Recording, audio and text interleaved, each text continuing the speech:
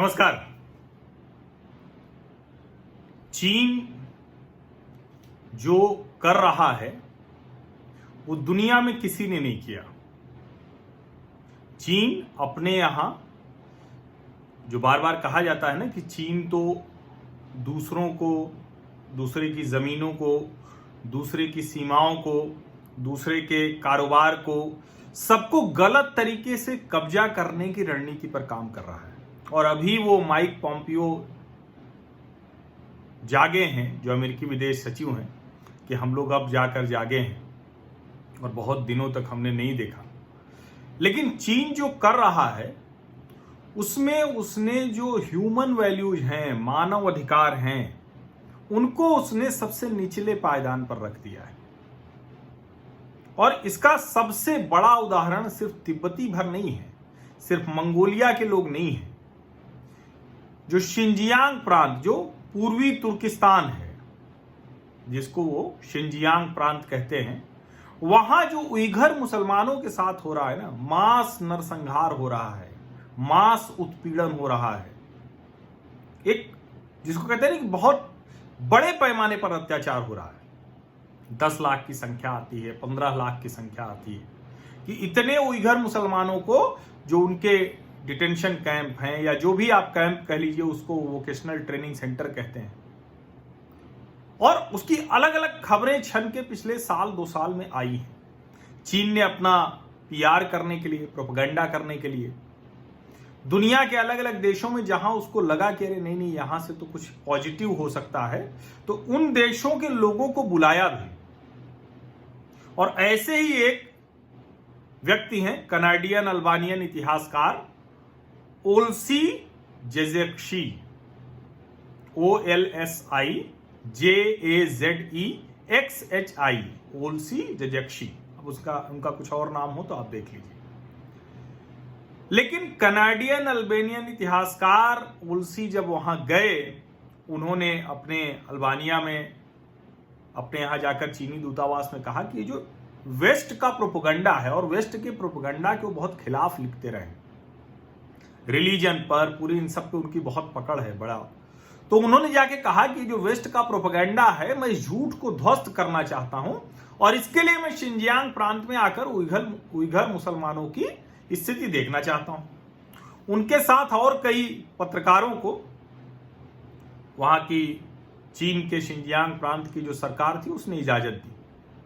और वहां से लौटने के बाद जो ओल्सी ने कहा है, वो कह रहे हैं कि जो हिटलर करने में असफल हो गया, मानवता विरोधी, मानवता की हत्या करने में जो हिटलर असफल हो गया, वो काम शी जिनपिंग के नेतृत्व में चाइनीज कम्युनिस्ट पार्टी कर रही है।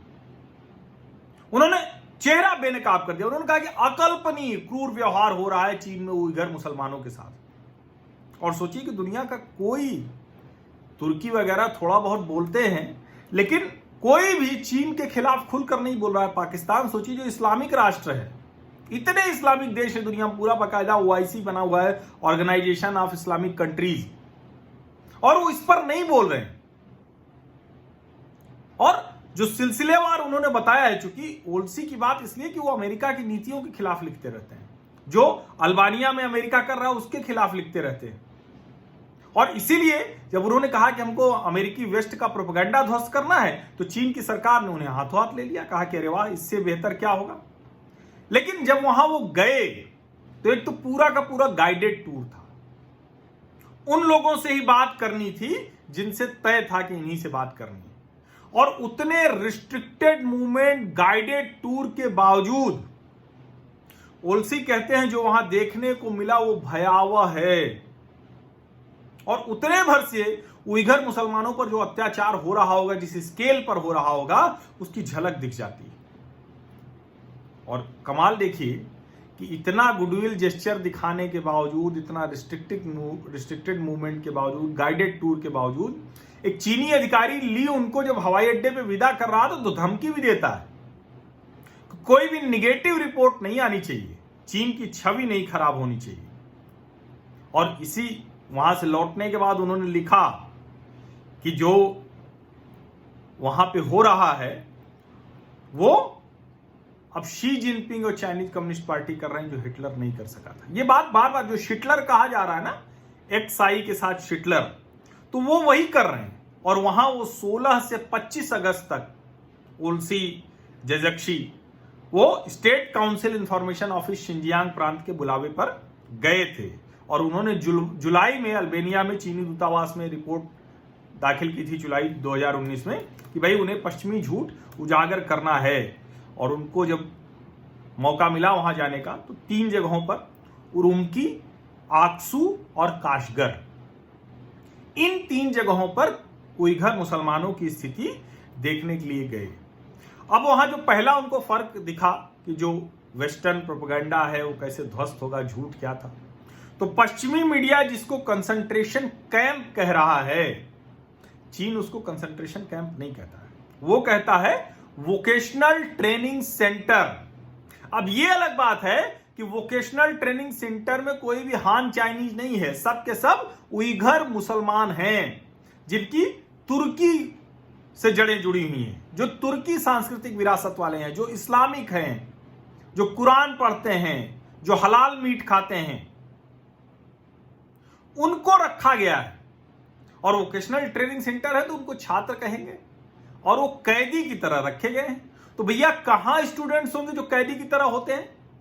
तो कहने को वोकेशनल ट्रेनिंग सेंटर है लेकिन वो कैदी की तरह है। चीन सरकार यह भी दावा करती है कि जो टेररिस्ट हैं, कट्टर इस्लामी हैं, उनको सुधारने का प्रयास करें। तो सुधारने का प्रयास कैसे होता है? और कमाल की बात यह है कि अब तक भी इतने अत्याचार, इतने शोषण, इतना कुछ करने के बावजूद तुर्की के उइघर मुसलमानों में से आतंकवादी नहीं मिले। उस तरह की बहुत छिटपुट घटनाएं कुछ कुछ हुई हैं, लेकिन जिस तरह से आतंकवादी घटनाएं होती हैं, भारत पीड़ित है बुरी तरह से, दुनिया के बहुत से देश पीड़ित हैं, चीन तो पीड़ित नहीं है।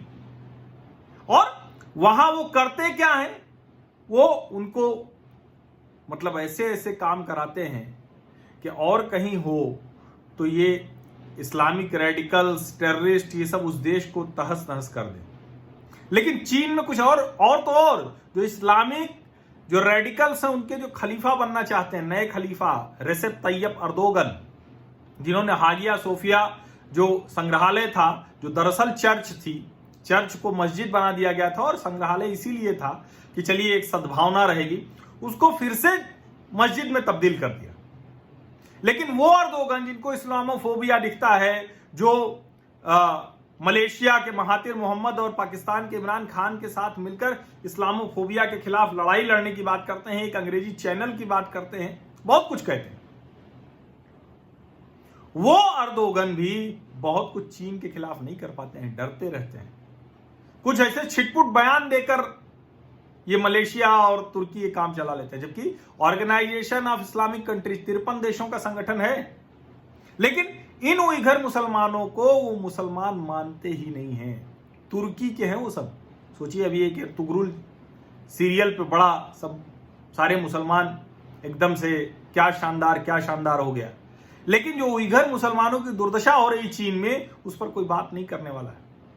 और सिर्फ उइघर मुसलमानों की नहीं हो रही, पूरे सीपेक के रास्ते में जितने भी पाकिस्तान में जो भी मुसलमान हैं, उन सब को चीन के अत्याचार का, यातना का सामना करना पड़ रहा है, घोर प्रताड़ना हो रही है। लेकिन पाकिस्तान तो गिरवी हो गया, रहमो करम पर है, वो क्या करेगा। और यहां जो वोकेशनल ट्रेनिंग सेंटर में वहां क्या कहा जाता है, सबसे पहला काम उइघर मुसलमानों की तुर्की से दूर रहना, यानी अपनी जड़ों से दूर रहना, और भाषा संस्कृति दोनों अगर दिख गई तो समझ लो कैद बढ़ जाएगी।